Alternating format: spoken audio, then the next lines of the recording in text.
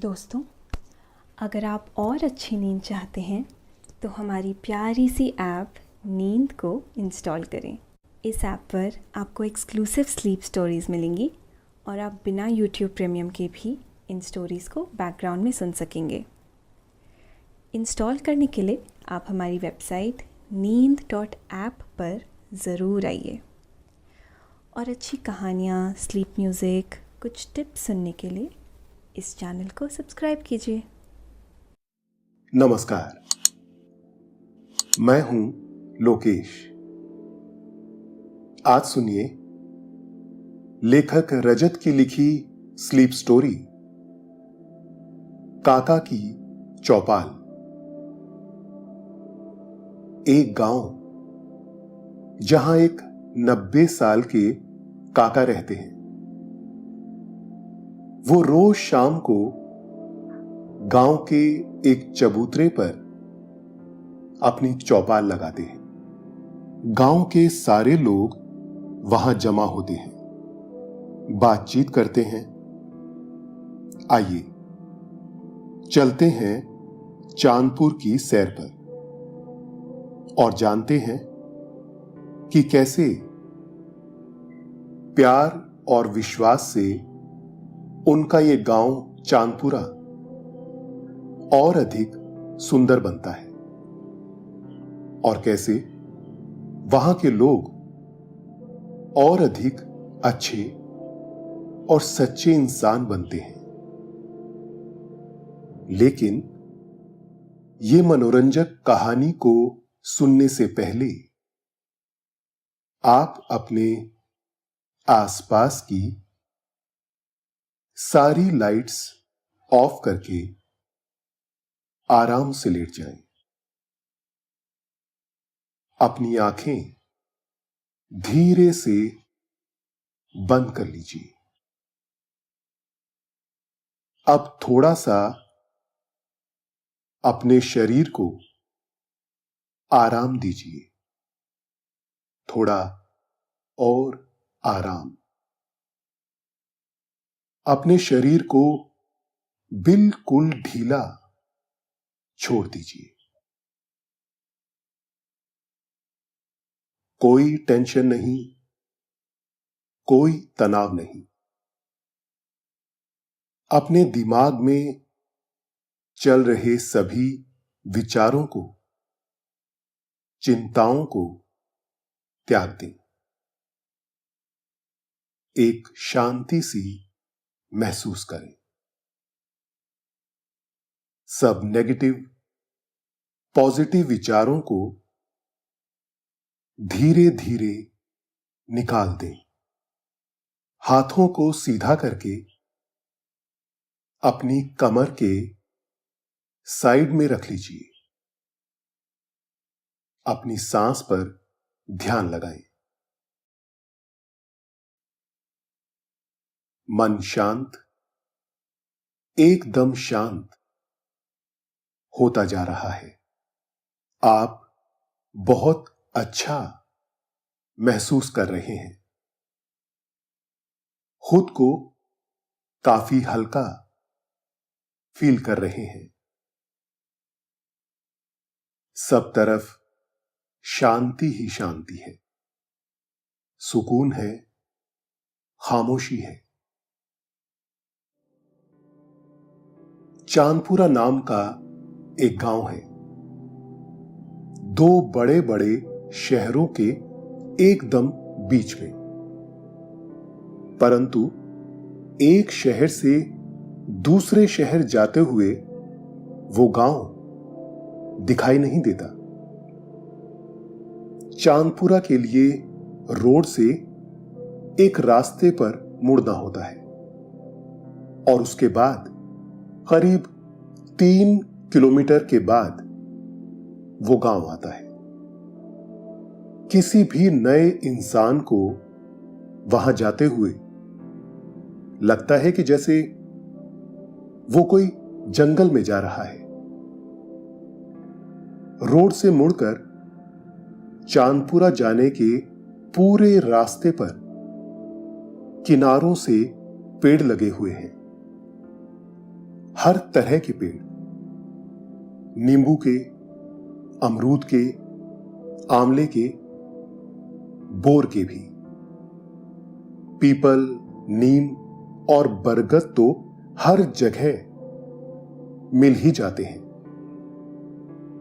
सो वो पेड़ भी, और आम के तो बहुत सारे। बस इन्हीं पेड़ों के सिलसिले में कई लोगों को इस गांव का रास्ता पता है। कई लोग अंदर गांव तक नहीं जाते, बस अपने पसंदीदा फल ले जाते हैं। और गांव के किसी भी इंसान को इसे कोई ऐतराज नहीं है।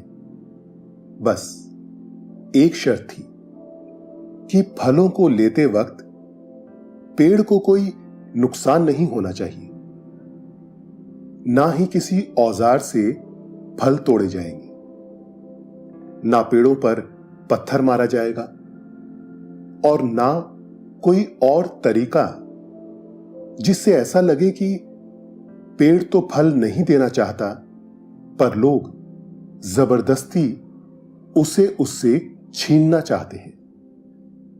और ये ऐलान है काका का।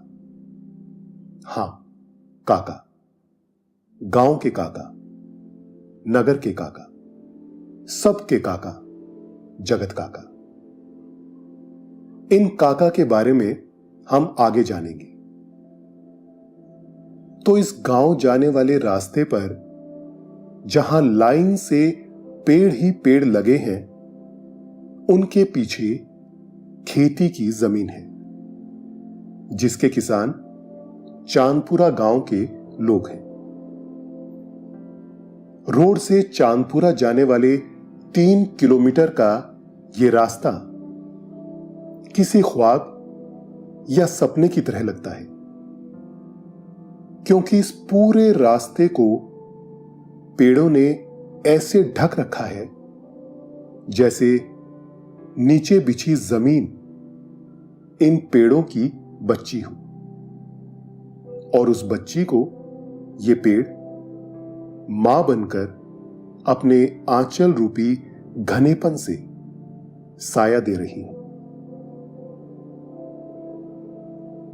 ग्रीष्म ऋतु यानी गर्मी का मौसम।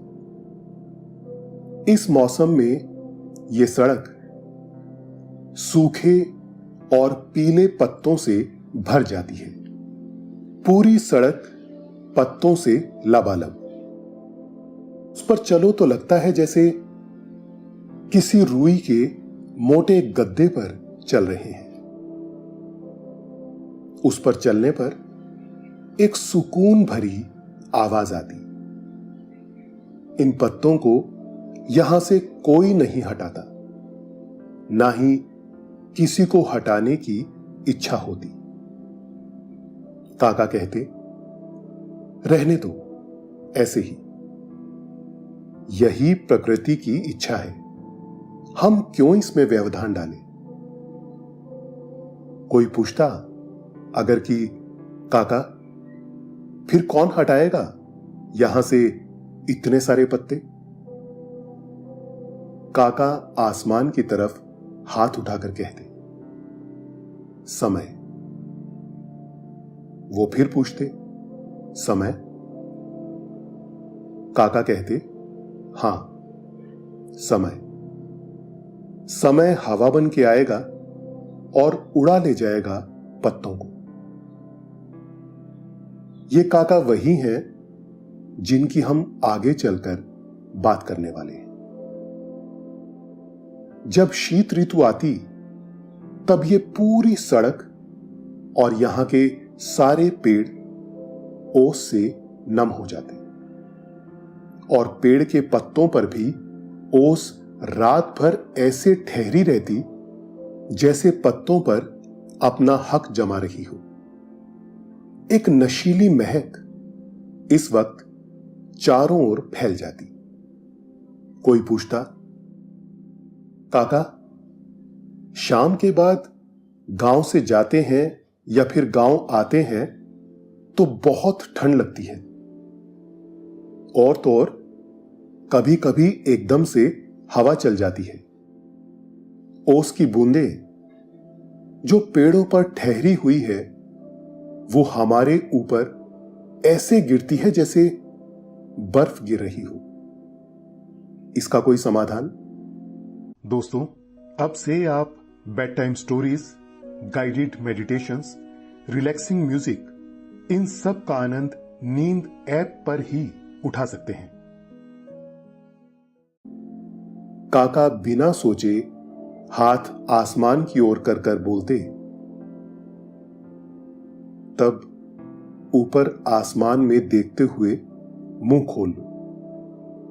वो ओस की बूंदें सीधे तुम्हारे मुंह में गिरेंगी। पेड़ों के पत्ते के हाथों से पानी पीकर तुम धन्य हो जाओगे। वर्षा ऋतु में जब चांद दिल खोलकर अपनी चांदनी पेड़ों पर उड़ेलता, तब अगर बारिश होती तो शाम या रात के समय दूर से उस गांव जाने वाले रास्ते को देखने पर ऐसा महसूस होता कि मोतियों की लड़ियां ऊपर पेड़ों से जमीन तक आ रही है। कोई पूछता कि काका, यह दृश्य इतना खूबसूरत, अप्रतिम दिखता है कि इसे कैद करने की इच्छा होती है ताकि जब मन करे देख सके। कोई उपाय? काका फिर अपने चिर परिचित अंदाज में ऊपर आसमान की ओर हाथ करते और कहते, जो खूबसूरत और अप्रतिम होता है उसे कैद नहीं किया जाता, और जो कैद हो जाता है वो खूबसूरत नहीं रह जाता। फिर भी अगर चाहते हो तो आंखों में कैद कर लो। जब देखने का मन हो आंखें बंद कर लो। चांदपुरा गांव के ये काका अद्भुत व्यक्तित्व के धनी हैं, बातों के भी धनी हैं और काफी सेहतमंद भी हैं।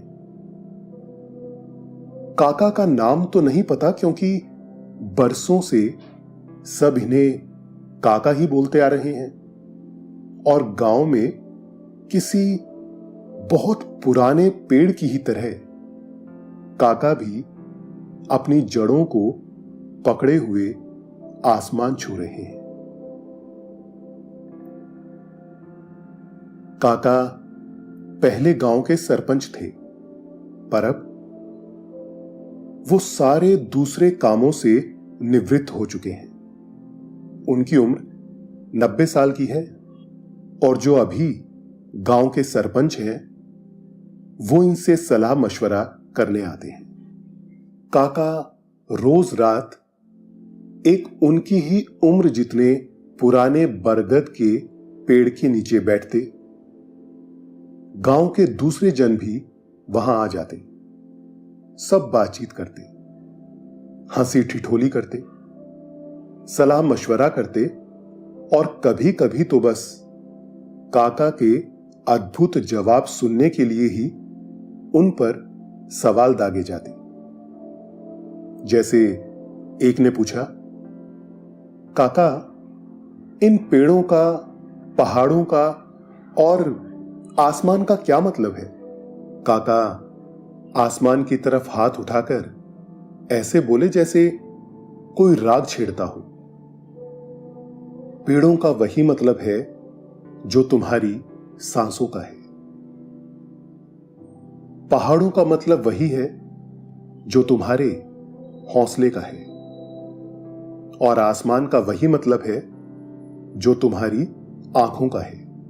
इस जगह जहां काका बैठते और सारे लोग उनको घेर कर उनके आसपास और उनके सामने बैठते, ये जगह काका के चौपाल नाम से प्रचलित है। काका की चौपाल, जो कि उस बरगद के पेड़ के नीचे करीब 50 साल से लग रही है। अब तो जैसे गांव के लिए काका की चौपाल एक उत्सव की तरह हो गया। सभी शाम ढलते ढलते यहां आते और मस्त होकर घर जाकर सो जाते। गांव की सारी औरतें सूती साड़ी पहनती और सारे आदमी सफेद धोती और कुर्ता। सभी सात्विक भोजन करते और अपना काम पूरी तरह डूब कर करते। यहां कामों के आधार पर लोगों में भेद नहीं किया जाता और जिस किसी को भी ऐसा आभास होता कि मैं बड़ा हूं और मेरे लिए जो काम करते हैं वो छोटे हैं, तो काका मुस्कुराकर उससे कहते, कबीरा कुआं एक है, पानी भरे अनेक, बर्तन में ही भेद है, पानी सब में एक। काका आगे कहते हैं, मैं भी तुम्हारा दोस्त ही हूं, तुम भी सबके दोस्त हो सकते हो। चांदपुरा में सभी स्वस्थ हैं, शरीर से भी, दिमाग से भी और दिल से भी, क्योंकि सभी ने प्राचीन तरीके से जीने वाली जीवन शैली अपना रखी है और इसकी आदत धीरे धीरे करके गांव के सभी लोगों में काका ने डाल दी। जैसे बूंद बूंद से घड़ा भर दिया हो, वैसे ही घड़ा रूपी ये गांव भी हर तरह से सक्षम हो गया। चांदपुरा में सभी समय के साथ चलते और आयुर्वेद के अनुसार जीवन जीते, अपने हाथ से उगाया अन्न खाते। सभी का सोने से लेकर उठने, भोजन करने, नहाने का समय 1 मिनट भी आगे पीछे नहीं होता। खाना हमेशा ताजा ही खाते और अन्न को खेत में उगाने में भी किसी भी प्रकार की दवाई का उपयोग नहीं करते।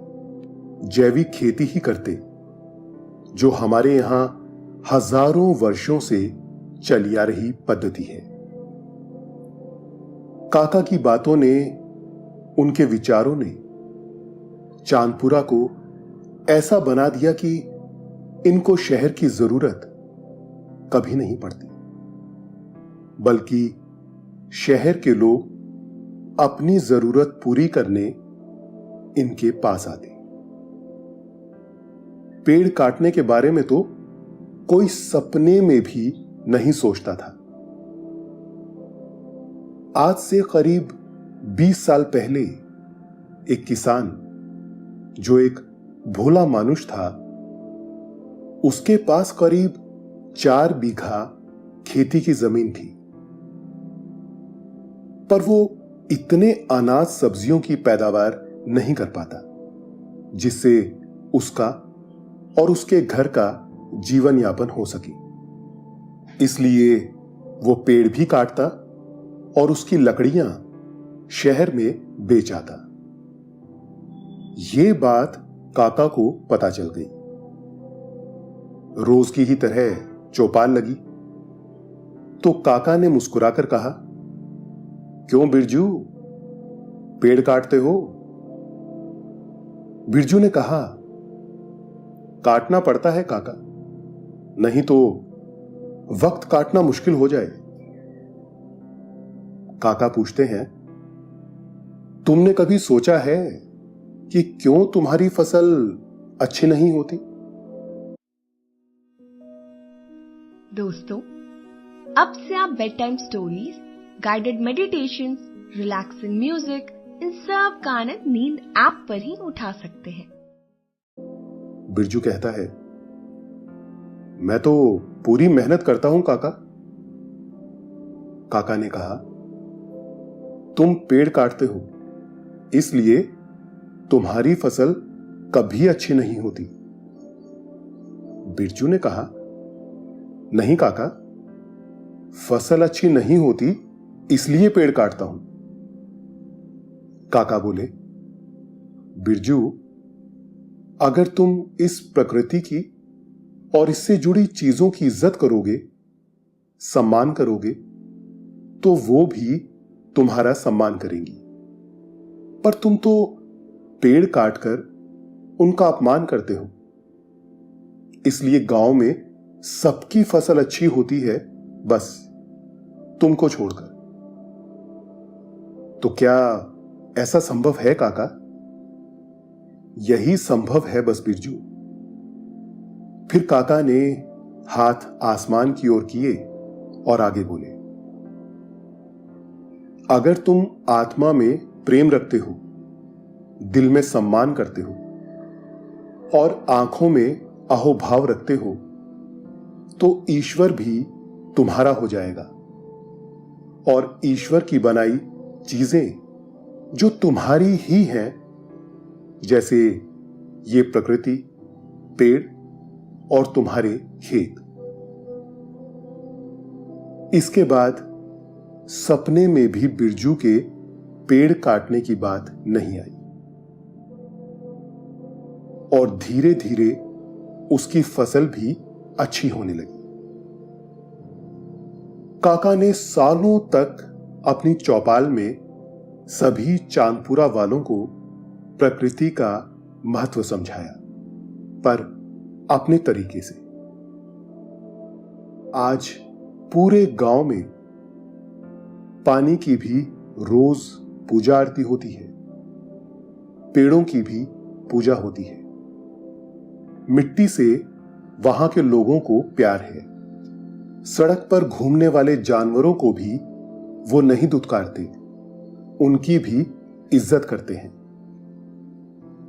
मेहनत करने, सात्विक जीवन शैली जीने, एक दूसरे के प्रति भाईचारा रखने, प्रेम रखने और एक दूसरे का भला सोचने और मदद के लिए तत्पर खड़े रहने से चांदपुरा की आबो हवा में इतना सुकून तैरने लगा जैसे चांदपुरा गांव चांद पर ही बसा हो, आसपास बसे शहरों से बहुत दूर। एक बार गुड़ी पड़वा का दिन आया। पूरे गांव में सभी के घर पूरन पोली बनी, जैसे बाकी त्योहारों पर भी तय था कि क्या बनेगा। जैसे होली पर दाल बाफले, संक्रांति पर खीरानंद आदि। उस दिन शाम आते आते किसी का कोई कार्य नहीं बचा, तो सभी शाम ढलने के पहले ही बरगद के पेड़ के पास चले आए। काका की चौपाल आज जल्दी लग गई।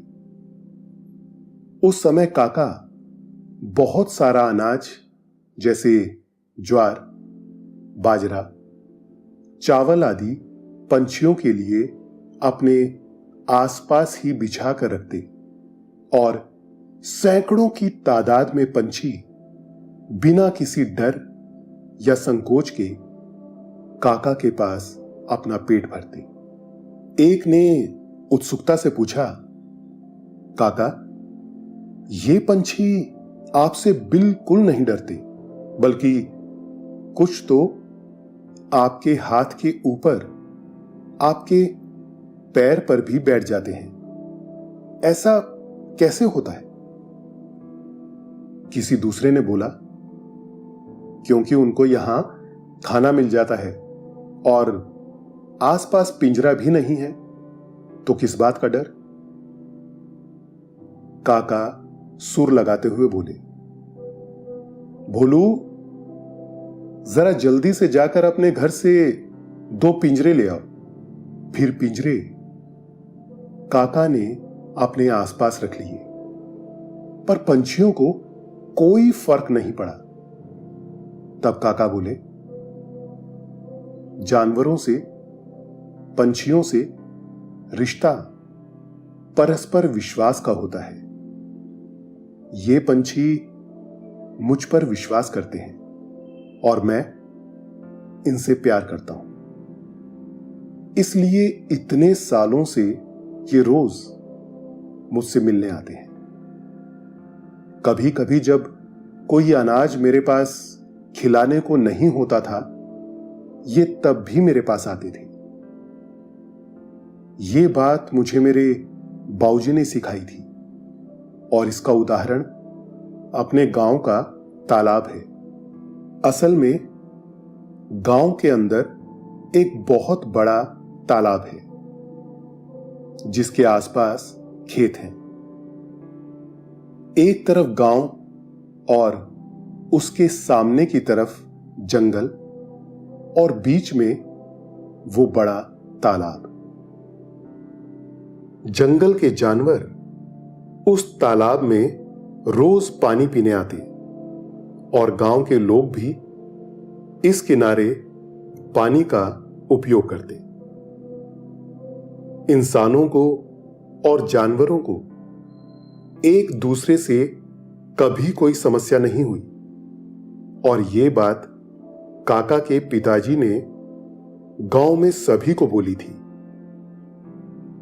कि गांव से जंगल कभी कोई नहीं जाएगा, तो जंगल से भी कोई जानवर गांव नहीं आएगा। ये बात पूरे गांव ने मानी और जानवरों का विश्वास गांव के प्रति अटूट हो गया। इसके बाद तो गांव का नक्शा और बदल गया। अब पूरे गांव में कोई अपने घर में दरवाजा नहीं लगाता। एक दूसरे के प्रति सबका प्रेम और विश्वास गहरा हो गया। कभी कभी गांव वालों को लगता कि हमें काका की कोई इच्छा हो तो वो पूरी करना चाहिए। दोस्तों, अब से आप आपकी मनचाही दादी और नानी की कहानियों से प्यारी नींद की कहानियां सिर्फ और सिर्फ नींद ऐप पर ही सुन पाएंगे। तो इसी तरह हमारे साथ कहानियों के जरिए जुड़े रहने के लिए आपकी अपनी नींद ऐप इंस्टॉल करें। सभी गांव वाले इस पर सहमत हुए कि काका जो बोलेंगे हम उनके लिए वो कर देंगे। पूरे गांव में ये बातचीत काफी दिनों से चल रही थी। फिर एक दिन तय समय पर शाम को काका की चौपाल पर सभी ने काका से बोला कि हम सभी चाहते हैं कि आपकी जो इच्छा है वो हम पूरी करें। काका ने बिना सोचे समझे आसमान की तरफ अपने अंदाज में हाथ उठाए और जोर से बोले, चाह गई चिंता मिटी, मनुआ बेपरवाह, जिसको कछु न चाहिए वे साहन के साह। बस फिर क्या, रोज की तरह बातचीत का दौर शुरू हुआ और वो जिसे सुनने जैसे शाम भी रोज इंतजार करती थी। चांदपुरा इतना खूबसूरत और खुला हुआ गांव था कि लगता था पृथ्वी पर सूरज भी यहीं से निकलता है और चांद भी यहीं से। काका ने धीरे धीरे ही सही, पर यह बात पहले खुद समझे और फिर चांदपुरा वालों को समझा दी कि हम अच्छे इंसान बन जाएं तो हमारा मकान घर बन जाता है, फिर हमारा गांव एक परिवार और फिर ये पृथ्वी स्वर्ग। पूरे गांव के लोगों की आंखों में रात होते होते चांद डूबने लगा। सभी आराम से सो गए। आपको भी नींद आ रही है। आप भी आराम से सो रहे हैं।